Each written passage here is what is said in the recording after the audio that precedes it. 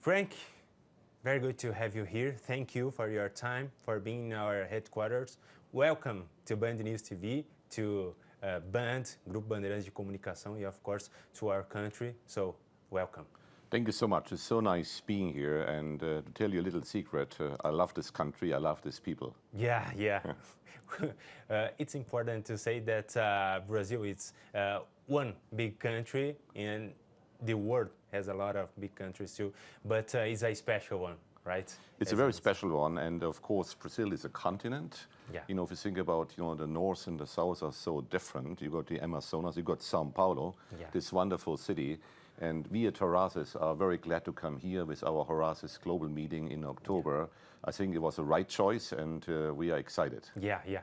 Many things to talk about, many questions to ask. So first and foremost, I'd like to ask you about the principles, the philosophy of Horasis to tackle the challenges of our world. But before this, to unify this in certain way, the world, putting the things together, putting countries, leaders, and other things alike together, so this coalition could tackle these challenges. But many people say nowadays that that's a big task. No, it's complicated. So do you think that this is exactly the first challenge to unify, to make this coalition in collaborative space, so that after you can tackle the other challenges? Use a very important word, coalition and collaboration. I think that's exactly what we need. When we founded Horasis some 20 years ago, it was our 20th birthday, we saw that at the time already there's so many challenges.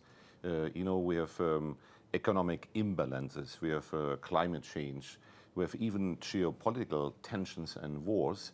And we feel there's a need to come together and to talk together. Dialogue is really the most important thing if we have differences in this world, and to come up with solutions. Horasis means vision, and a long-term vision, and we would like to gaze into the future, trying to find solutions. We're very much around scenario planning, trying to find best case scenario, and the real mission is to inspire the future. And to say that, it's one planet we are living on, why not uniting and why not coming together?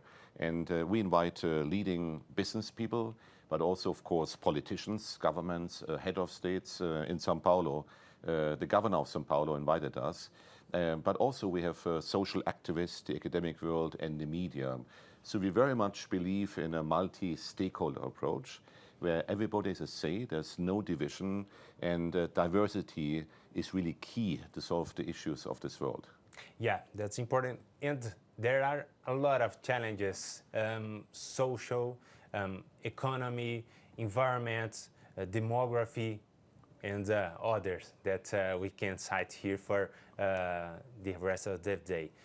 But can you point the most important one, the most concerning challenge that we have in our world?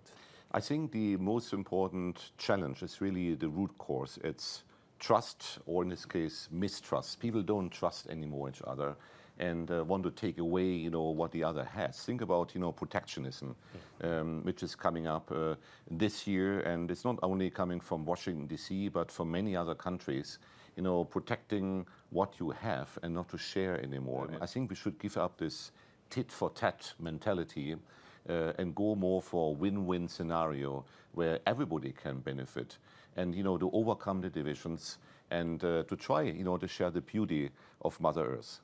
Yeah, and when you say that everybody should benefit from this, we are talking about us, but also, of course, the other generations that are to come, And when we talk about challenges, we often talk about experienced leaders, big companies, but what about young generations? Do you think that they really can play a important role right now?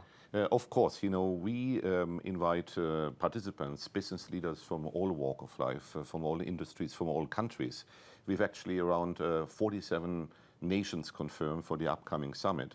And then we have a lot of young people. It's a very special focus, young entrepreneurs, startups, So during my stay, I met actually a lot of young entrepreneurs, aged 25, 30, young change makers who want to make a contribution to these challenges or overcome the challenges in this world. There will be a special session on Gen Z and their thinking and their philosophies. But we're also inviting more senior leaders to this panel. We want to mix.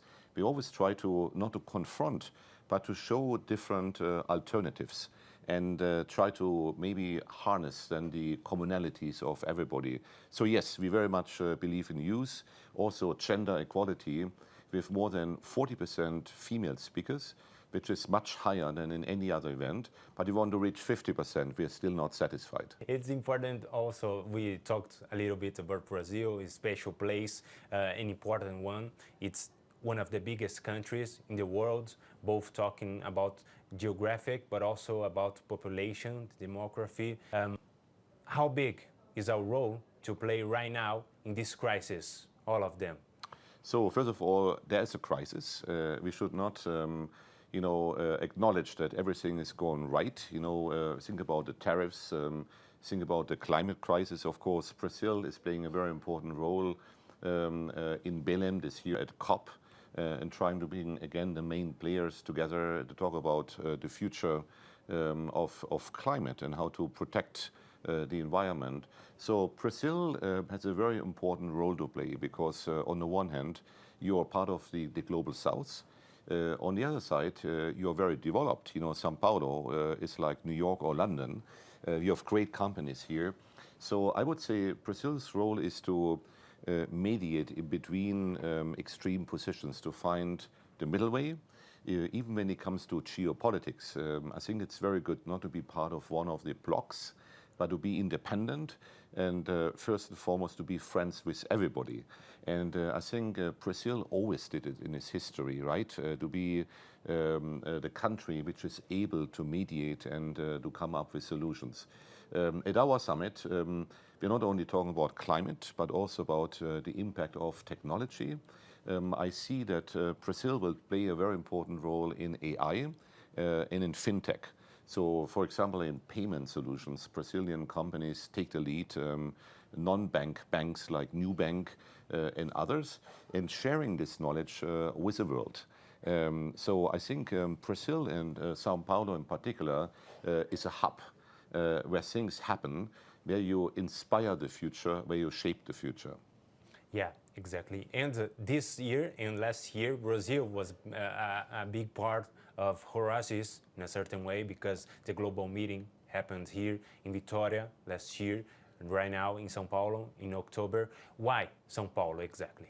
So we want to stay for a long time, of course, if we are invited. It's not like a one-off. We have a strong commitment to this country. So we started last year. We moved to São Paulo.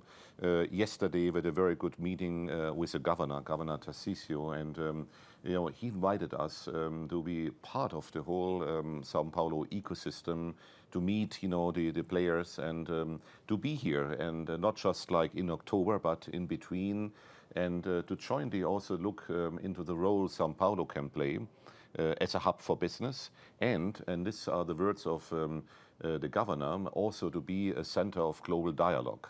Can spill out your ideas and share with others, and try to find a better way to live and to finally to improve the state of the world. Yeah, 3 days of summit, right? Yeah. From 7th to 10th of October. What exactly can we expect? Like in how many people are going to attend? How many authorities? Do you have any numbers about it? So the event is going to be held at the Transamerica Congress Center, a great location, and able to invite a lot of speakers and many different panels. So we'll have up to 15 panels in parallel, and we've already 800 speakers confirmed, quite a big number, because our approach is that everybody we invite is a VIP, a change maker, a history maker, if you wish, and all have like a very special background, a legacy, a narrative, and everybody is part of a panel. So from morning to night, people debate and in reinventing the world, if you wish, maybe even disrupting the world. And we have people from close to 50 countries attending. even from smaller places in Africa, Asia, of course the Middle East, Europe and North America, Brazil obviously, or the host country, but also many of your Latin American neighbors. And so, yeah, during the 2.5 days of intensive discussion, we will come up with solutions.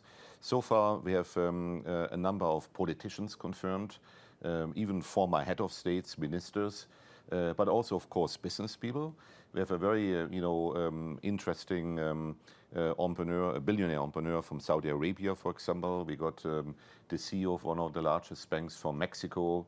Actually, just yesterday, the founder of Wikipedia confirmed. So we're not only inviting, let's say, very big multinationals, but individuals like Jimmy Wales, the founder of Wikipedia. So, yeah, and we're looking for more talent, more interesting people. Now also here in Brazil, even beyond the business people, to look into the cultural sector, to invite artists, philosophers, even musicians. Not necessarily to sing, this could also be part of it, but to share their ideas and to share the knowledge. So again, multi-stakeholder approach, where everybody can contribute, and not just to make it interesting, but to create an impact. Yeah, that's important, really important. We talked here about many challenges that we have, many issues that we have to deal with in the world for the near term, mid-term, longer term. In this meeting in São Paulo, which are the key points that we should focus on? So the overall theme of the summit is harnessing the power of cooperation. It's all about collaboration in R&D, for example, in development, collaboration in foreign affairs, collaboration in combating a potential upcoming economic crisis, where central banks can collaborate, and a strong focus on technology. I mentioned already AI, blockchain, fintech, and so on, and a number of sessions on how technology can serve human mankind, so AI for good. And we'll debate, of course, also the ethical dimension of AI, and to see that, in a role also the future of work. Because with AI, of course, we all have to be on our LLMs, the large language models, industrial AI, machine learning, and so on. But the question, of course, is what is happening to us as a human species if suddenly maybe many professions are obsolete and AI is taking over. I talked to a friend of mine recently, and she's actually an entrepreneur, a founder in the Silicon Valley. And she said basically she fired herself. And the first CEO, who is actually an AI agent, is running this company. So AI is doing everything, and you don't need a CEO anymore. But think about what it means for let's say a country like Brazil in terms of employment, and how people would make their life if everything is done by AI. Maybe we're all just on the beach and enjoy our life, but somebody still has to do the work, right? Yeah. So we have long debates on the future of work, on the ethical dimension. For example, in digital health, if AI decides on everything, but if it comes to decision like death and life, I think humans should still be involved, right, to take final decisions, important decisions. I'm personally an optimist. I believe that technology is always there to serve human mankind. It's not there to control us. And I believe most of participants coming to the Horasis Summit got the same mindset. Yeah, and talking about AI, it's not only a future, but a present, right? That is established and establishing even more by the time. I'd like to talk also about Vitória, Espírito Santo. We talked right here about the meeting that happened last year. Yeah. What were exactly the results of Vitória, and what were learned? So in São Paulo this year, you can do even better. Right. People come maybe for 3 reasons to our summit. First of all, it's business. So you go and you see opportunities, and there have been many opportunities in Espírito Santo. I think many more even here in São Paulo, because you're the industrial powerhouse. But there have been investments, there have been projects like in infrastructure, in energy. The state there is very much focusing on ESG as well. Participants come for a second reason, is knowledge. So it's like a big lab for ideas. And here, last year, the first experience in Brazil, it went very well. A lot of the ideas floating around. We created a white paper. You can check it out. About like recommendations on the future, which is going to be used by this particular government, but also by other governments. So it's a blueprint for the future.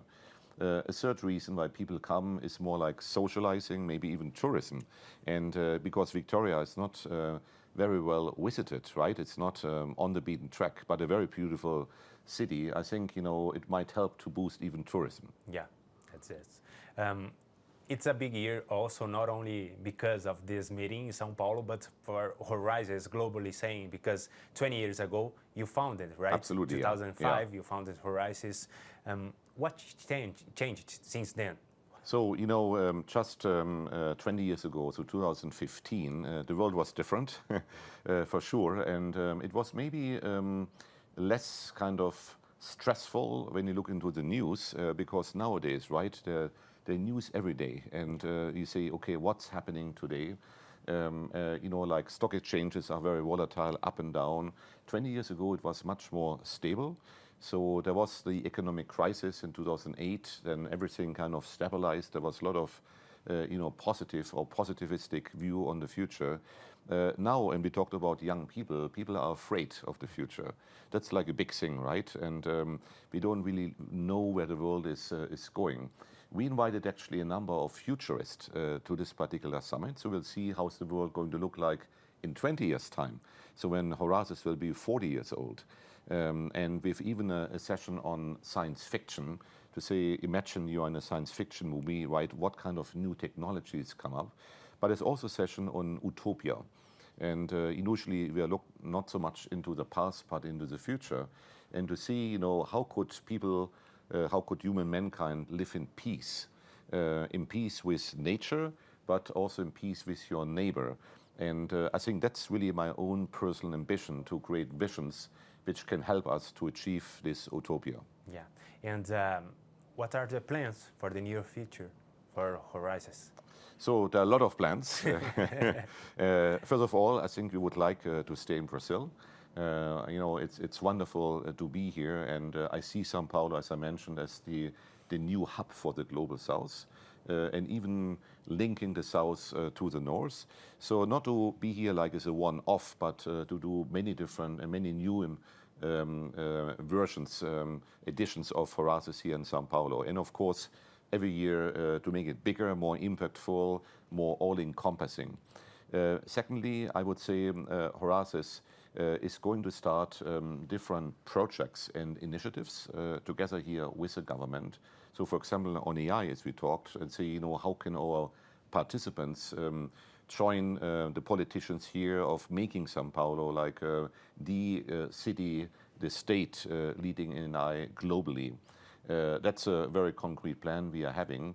And thirdly, I think in a way to create also a place where people feel in peace, to come here every year and to say it's like part of your annual calendar to be in São Paulo with Horasis. Yeah.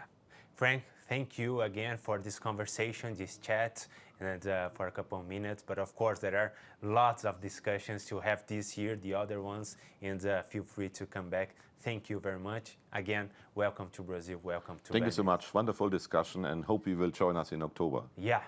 Thank you. Thank you.